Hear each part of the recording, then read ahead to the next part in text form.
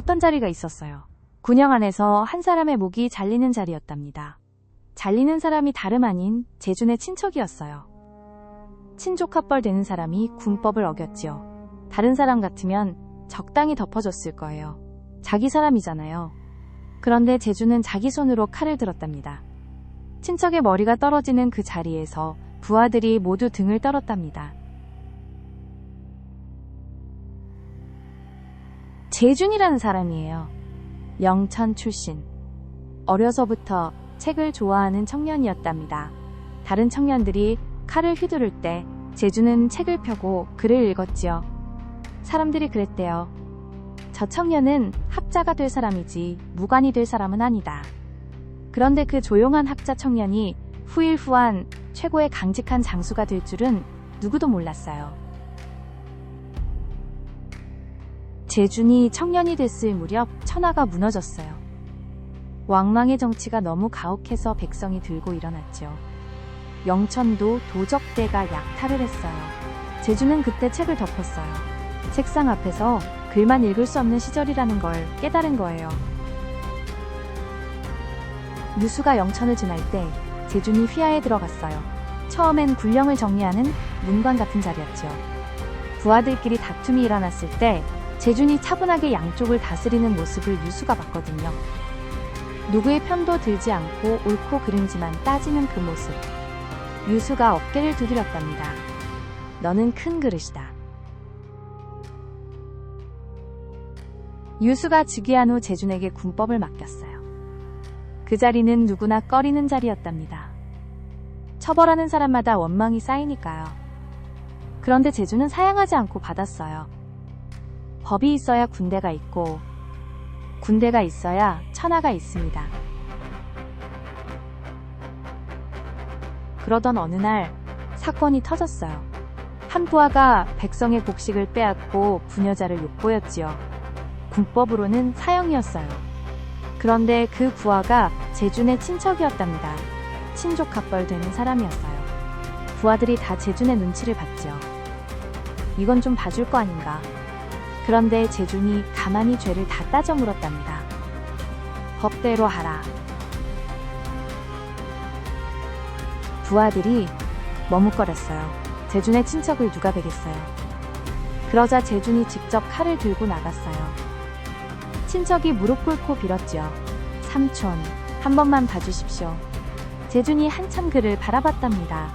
법은 사람을 봐주지 않는다. 그 자리에서 칼을 휘둘렀답니다. 제준이 한참 동안 칼을 든 채 서 있었지요. 이 소식이 광무제에게 전해졌어요. 광무제가 처음엔 화가 났답니다. 제준이 너무 심한 거 아니냐. 그런데 한참 생각하더니 표정이 바뀌었어요. 아니다. 제준이 옳다. 자기 친척도 베는 사람이라면 누구든 두려워하지 않을 것이다. 그게 진짜 법이다. 그러더니 큰 상을 내렸답니다. 이 사건 이후로 군영이 달라졌어요.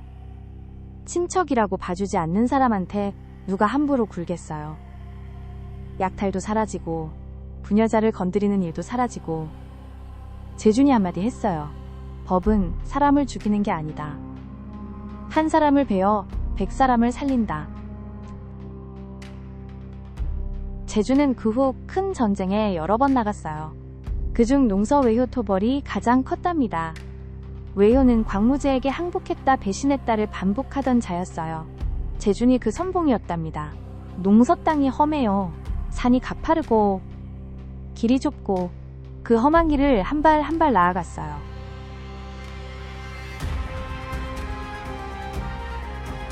한 전투에서 제준이 화살을 맞았어요. 적의 화살이 가슴을 뚫고 들어왔답니다. 부하들이 부축하려 했지요. 그런데 제준이 손을 들어 멈췄어요. 자기 손으로 화살을 뽑았답니다. 갑옷자락을 찢어서 상처를 동여매고 다시 칼을 들었죠. 물러서지 마라. 내가 앞에 선다. 그날 외효의 군대가 크게 무너졌어요. 제준은 큰 공을 세웠지만 사치는 절대 부리지 않았어요. 다른 장군들이 비단 옷을 입을 때 제준은 늘 거친 배우시였답니다. 작은 초가집에 살았어요. 장군은 어찌 그리 검소하십니까? 재준이 답했어요. 내가 입는 옷은 군사들이 보고 있다.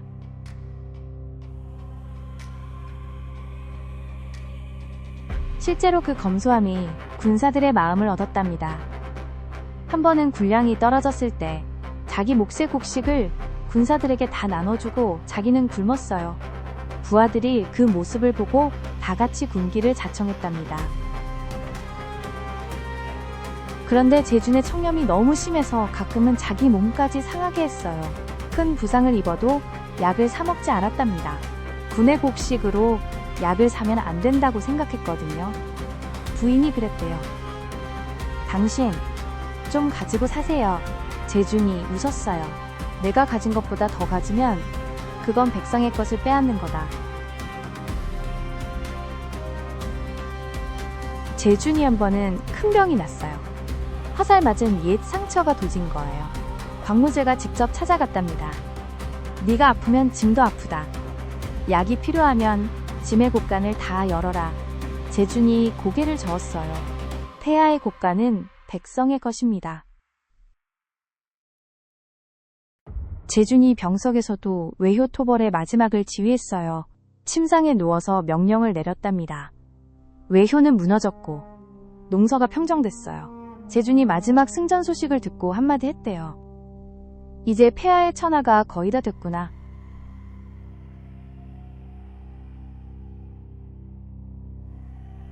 (33년) 재준이 군중에서 세상을 떠났어요.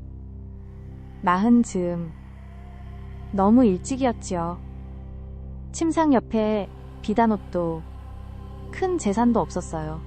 그저 평소에 입던 거친 배옷 한 벌과 책 몇 권뿐. 한평생 큰 공을 세운 사람의 마지막이 이렇게 가난할 수 있나 싶어 부하들이 다 울었답니다. 재준의 시신이 낙양으로 돌아왔어요. 광무제가 친히 영구 앞에서 통곡을 했어요. 황제가 그렇게 우는 모습을 처음 본 거예요. 이제 천하에 누구를 믿고 일을 시키느냐. 재준 같은 사람이 또 있겠느냐. 광무제는 매년 재준의 제삿날에 음식을 보냈어요. 황제가 한 신하의 제사에 매년 음식을 보낸 일은 거의 없었답니다. 옛집 앞을 지날 때마다 마차에서 내려 잠시 묵념을 했죠. 어찌 있겠느냐. 짐의 청렴한 거울이었다.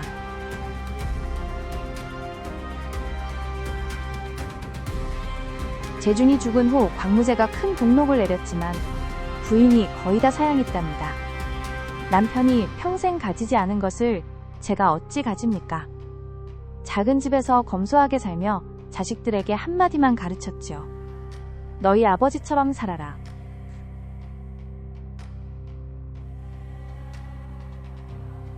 재준이 죽은 후 후한 군대의 풍토가 달라졌어요.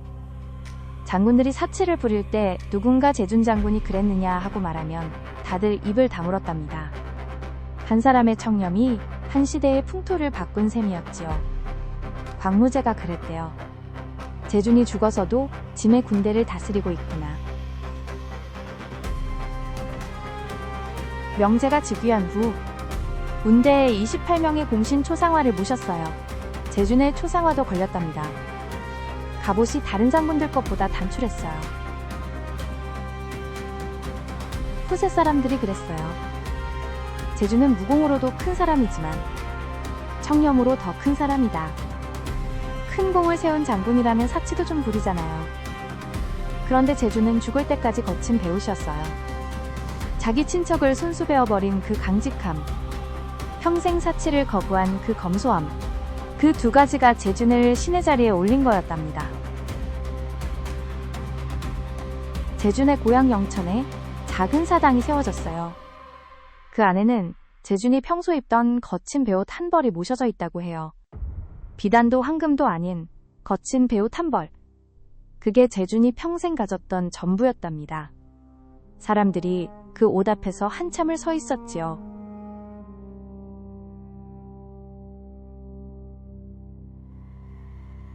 재준이 신처럼 모셔진 이유는 청렴이었어요. 사람이 권력을 가지면 사치를 부리고 큰 공을 세우면 자기를 위해 한몫 챙기잖아요. 그런데 제주는 그러지 않았어요. 권력 가까이 있으면서도 권력을 자기에게 쓰지 않은 사람. 거기에 제주는 있었어요. 제주는 평범한 사람이었어요. 영천의 학자 청년에서 시작해 후한의 큰 장군이 됐을 뿐이죠. 그런데 그 평범한 사람이 평생 한 가지를 지켰어요. 자기에게 엄격하고 백성에게 너그러운 것. 그것이 그를 신의 자리에 올렸답니다.